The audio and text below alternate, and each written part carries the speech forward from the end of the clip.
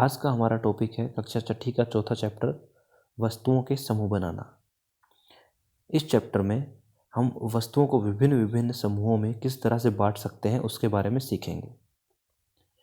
देखिए, हमारे आसपास की कुछ वस्तुएं जो आप देखते हो वो कुछ इस प्रकार हैं। Desk, chair, books, notebook, pen, bag, pencil, rubber cutter वगैरह वगैरह, ये सारी चीज़ें अपने आसपास रहती हैं।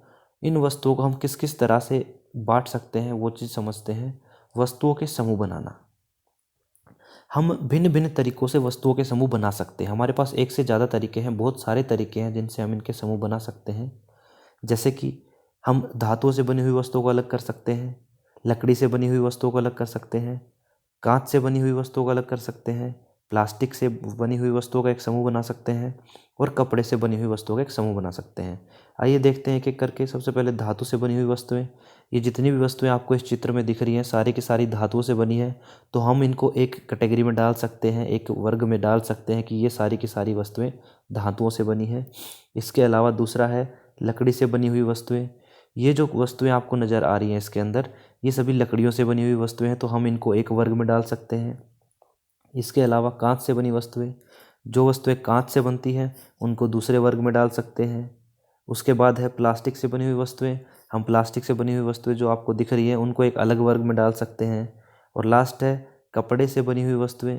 कपड़े से बनी हुई वस्तुओं को हम एक अलग कैटेगरी में डाल सकते हैं। तो सबसे पहला तरीका तो हमारे पास हो गया कि वस्तुएं किस चीज़ से बनी है उसके हिसाब से उनको अलग अलग समूहों में डाल सकते हैं। हमने कुछ 5 समूह यहाँ पर पढ़े। इसके अलावा पदार्थों को या वस्तुओं को उनके गुणों के हिसाब से भी समूह बना सकते हैं। जैसे कि दिखावट, कुछ पदार्थ चमकदार होते हैं, कुछ पदार्थ चमकदार नहीं होते हैं, तो उसके हिसाब से हम उनको अलग अलग समूह में बांट सकते हैं। जैसे कि लोहा, जिंक, कॉपर, एल्यूमिनियम, ये आदि चमकदार चीज़ें होती हैं। इन चमकदार चीज़ों को धातु कहा जाता है। धातुएं अक्सर चमकदार होती हैं।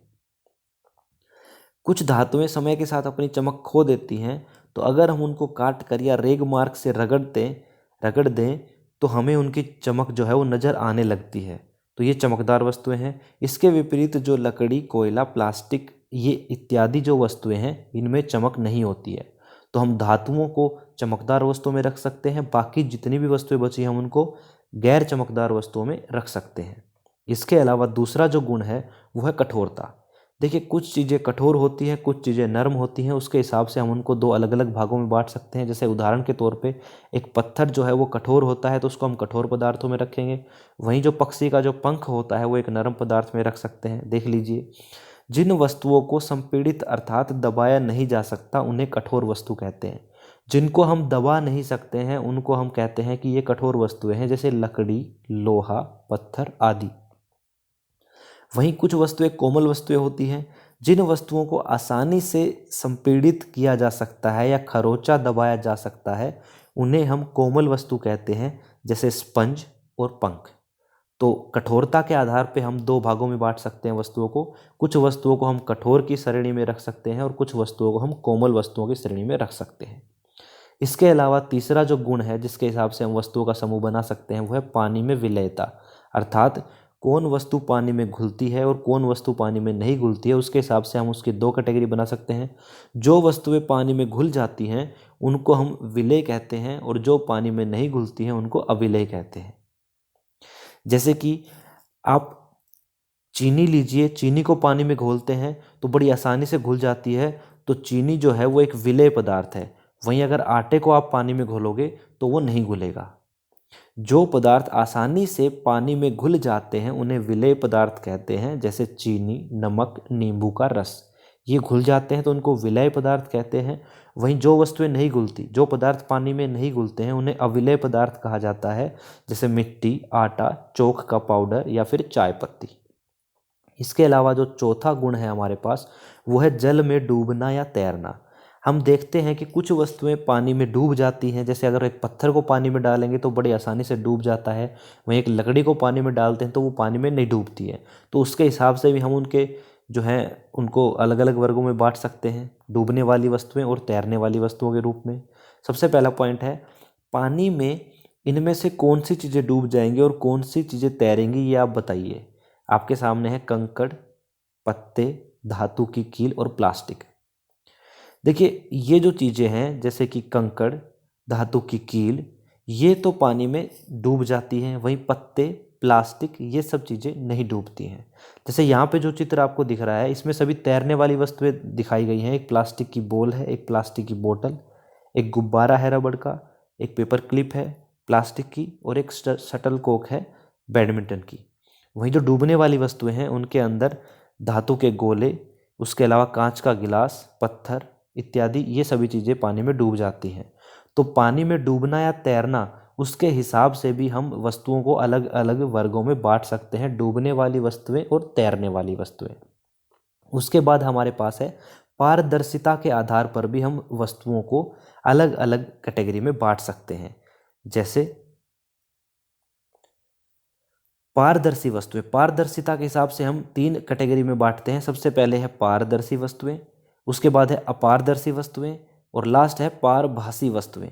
तो पारदर्शी वस्तुएं वे वस्तु होती है जिन वस्तुओं से प्रकाश आर पार देखा जा सकता है, उन्हें पारदर्शी वस्तु कहते हैं।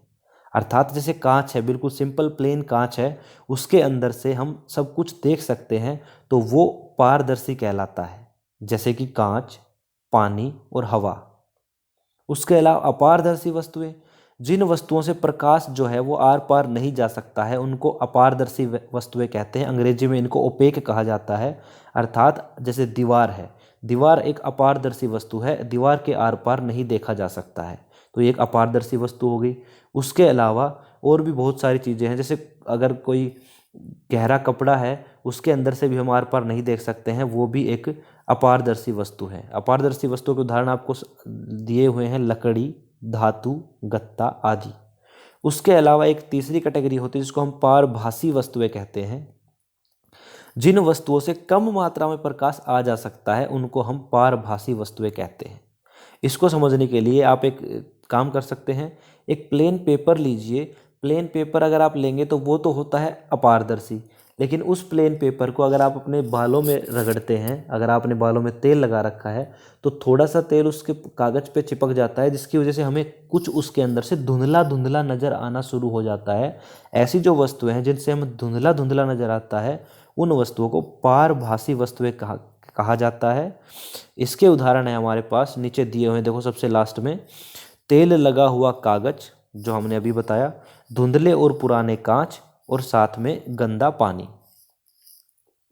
पारदर्शी और अपारदर्शी और पारभासी वस्तुओं को 3 चित्रों के माध्यम से दिखाया गया है। सबसे पहले चित्र में एक बिल्कुल साफ सुथरा कांच है, उसके अंदर से प्रकाश आराम से आ जा रहा है और हमें उस लड़के का चेहरा बिल्कुल साफ सुथरा दिखाई दे रहा है। दूसरी जो वस्तु है वहाँ पर ये पारभासी कहलाता है, क्योंकि इसमें से कुछ मात्रा में प्रकाश जाता है और हमें जो बीच में जो लड़की है उसका चेहरा धुंधला धुंधला नज़र आ रहा है।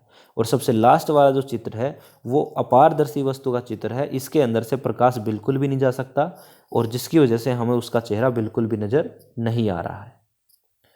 तो इस तरह से हम इनको भी अलग अलग समूह में बांट सकते हैं। ठीक है, तो पदार्थ के गुणों के हिसाब से जो हम समूह बना रहे थे, सबसे पहले दिखावट के हिसाब से हम चमकदार या बिना चमक के पदार्थ, कठोरता के हिसाब से कुछ पदार्थों को कठोर, कुछ पदार्थों को नर्म, पानी में घुलनशीलता या विलयता के हिसाब से हम कह सकते हैं जो पानी में घुल जाते हैं उनको विलय कहते हैं और जो नहीं घुलते हैं उनको अविलय पदार्थ कहते हैं। चौथी कैटेगरी हमने बांटी जल में डूबना या तैरना। कुछ वस्तुएं जो पानी में डूब जाती हैं उनको डूबने वाली वस्तु कहते हैं, जो वस्तुएं पानी में तैरती रहती हैं उनको तैरने वाली वस्तुएं कहते हैं। और आखिरी है पारदर्शिता। अगर किसी के आर पार देखा जा सकता है उसको हम पारदर्शी कहते हैं, अगर किसी के आर पार नहीं देखा जा सकता तो अपारदर्शी कहते हैं, और अगर किसी के आसपास धुंधला दिखाई देता है तो उसको पारभासी कहते हैं। हमारा ये चैप्टर यहीं पे समाप्त होता है। अगर आपको वीडियो अच्छी लगी हो तो चैनल को सब्सक्राइब कीजिए। सभी का बहुत बहुत धन्यवाद।